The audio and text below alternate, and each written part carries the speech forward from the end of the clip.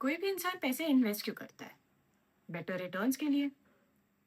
तो जो लोग बबल के पहले इन्वेस्ट कर रहे थे, 2007-8 बबल के पहले, 5-6 में या डॉट कॉम बबल के पहले, वो लोग बेवकूफ़ तो थे ही नहीं। वो भी यही चाह रहे थे कि उन्हें बेटर रिटर्न मिले। And they believe that they if they invest right now in these particular companies and in this industry, they'll make better returns. But then also, these smart people ended up losing their money and getting caught in a bubble. Why? So bubble is nothing but जो stock prices है वो बहुत ही तेजी से भाग रही है compare to the actual ground reality. But this might be like over simplification. तो इसको थोड़ा डिटेल में समझते हैं, बट उसके पहले ना हम दो बातें और समझते हैं ढंग से.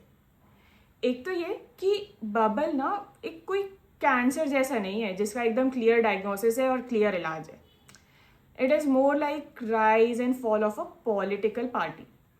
जो मतलब एक बार जब डूबती है ना, उसके बाद तो सब बोलते हैं कि भाई पता ही था ये होने वाला है, इस पार्टी के साथ में हरकतें ऐसी थी उन लोगों की, होना ही था ये उनके साथ में. पर अब ये क्यों हुआ और उस पार्टी का फॉल क्यों आया, ये सबके ना रीजनिंग बहुत ही अलग अलग वेरीड हो सकते हैं. एंड सब अपने अपने हिसाब से कुछ कुछ रीजन्स देते हैं. ऐसे ही कुछ बबल का होता है. there are so many reasons that different people give कि why actually that bubble got created, and they all might be right. अभी आज की वीडियो के लिए we are only going to concentrate on how behavior and psychology affects and contributes into creation of a bubble. दूसरी बात ये कि हमें जो मार्केट हमें ऐसा देखने में ऐसा लगता है कि भाई सब लोग सेम गेम खेल रहे हैं, बट एक्चुअली आप थोड़ा सा डेप्थ में देखें ना, तो different people are playing very different games. On one end of the spectrum तो आप देख लो कि भाई डे ट्रेडर है जिनका काम ही है सुबह खरीद के शाम को बेच के निकलना. दूसरे एंड ऑफ स्पेक्ट्रम पे वो लोग हैं जो शायद अपने रिटायरमेंट फंड में इन्वेस्ट करके बैठे हैं, राइट. सो उनका होराइजन ही बहुत लंबा है, 20 साल 30 साल का. अब इन लोगों की टाइमलाइन, मोटिवेशन और काम करने के तरीके बहुत ही ज़्यादा अलग है. जो डे ट्रेडर है वो तो सिर्फ ये देख रहा है ना कि मोमेंटम कहाँ है, जहाँ मोमेंटम है वहाँ वो है. और दूसरी तरफ जो एक्सट्रीम एंड पे जो लॉन्ग टर्म इन्वेस्टर हैं वो देख रहे हैं कि फंडामेंटली कंपनी कैसी है, उसका डीएनए कैसा है, वो आगे जाके काम कर पाएंगे नहीं कर पाएंगे, आज की डेट में ग्रोथ है कि नहीं है, और आगे भी ये ग्रोथ उन्हें नज़र आती है कि नहीं.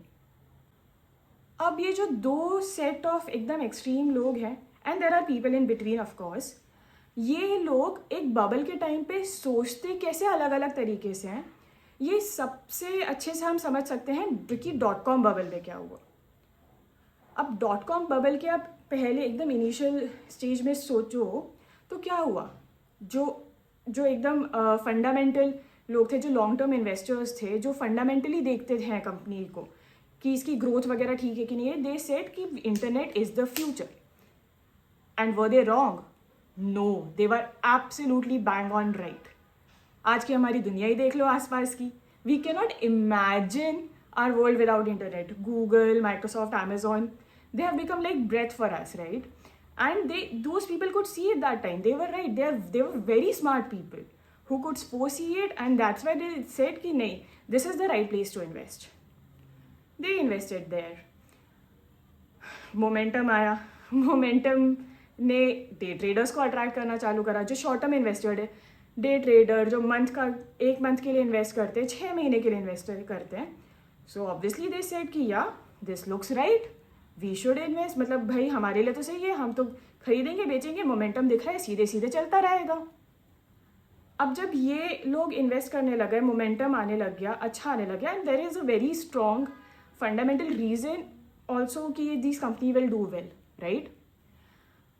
उसके बाद में अब सोचो जो 2 साल 3 साल के लिए जो इन्वेस्ट कर रहे हैं, वो लोग भी देख रहे हैं ना कि अब वो सोच रहे हैं कि आगे फ्यूचर तो अच्छा दिख रहा है और ग्रोथ भी होगी. Now they are rationalising.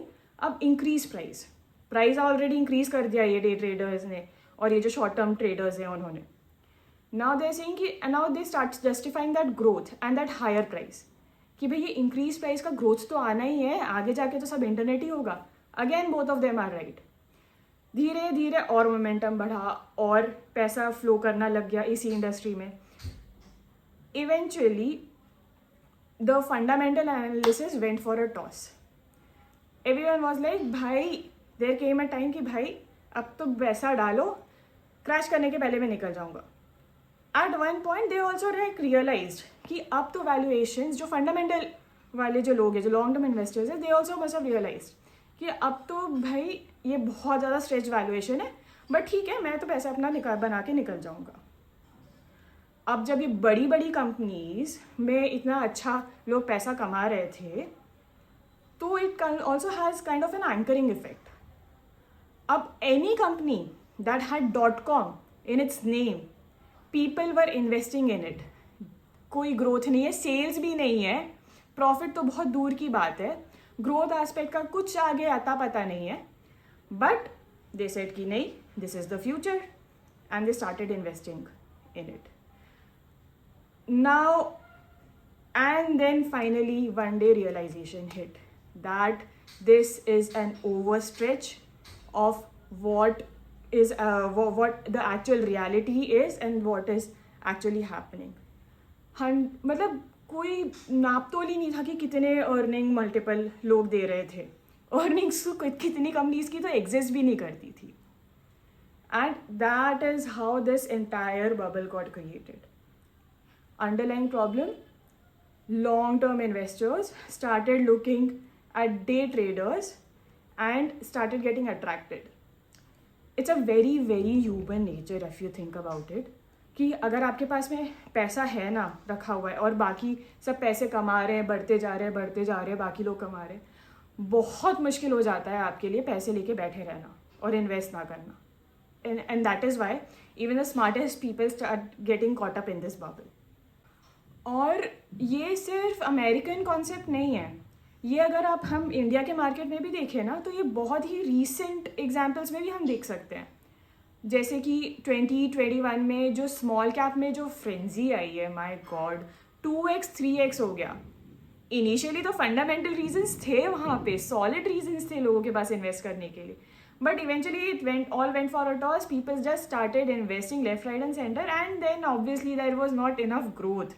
उस तरीके की ग्रोथ नहीं थी कि जिस रेट से प्राइजेस बढ़ते जा रहे थे. Same thing you can kind of see in IPO mania जो अभी चल रहा है. कुछ पर्टिकुलर सेक्टर्स में भी, जैसे EV में, रिन्यूएबल्स में हो गया, कि लोग मतलब बहुत ज़्यादा तेज़ी से लोगों ने इन्वेस्ट करा, और जबकि ground reality, even though it was good, it may not be bad industry और bad companies to invest in, but then the ground reality of that growth was much lower than the prices at which they were rising.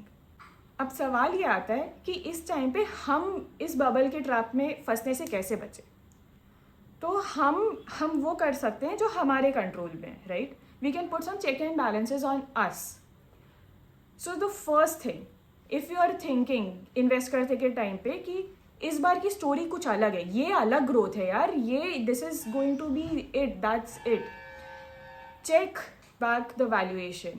Is actually the growth as fast as the price is rising? आप क्या price पे कर रहे हो उस चीज़ का, एक बार वो चेक करो. आप कितने अर्निंग का मल्टीपल दे रहे हो, क्या उस तरीके की ग्रोथ उस इंडस्ट्री पे एक्चुअली ग्राउंड लेवल पे है कि नहीं, वो चेक करें.